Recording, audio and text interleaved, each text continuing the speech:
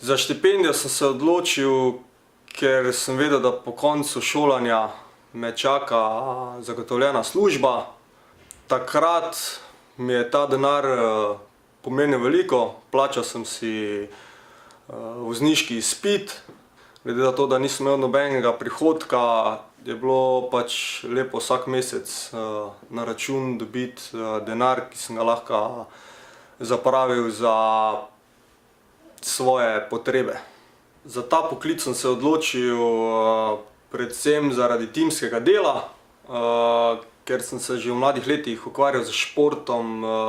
Me je predvsem veselilo, da pač se v Slovenski vojski veliko da na fizični pripravljenosti. Veselilo me je tudi delo z orožjem. Tudi v civilnem okolju mi pridejo prav zadeve, ki se jih naučim v vojski. Se pravi saniteta, prva pomoč, organizacija na splošno kot timsko delo. Pač več ljudi več ve.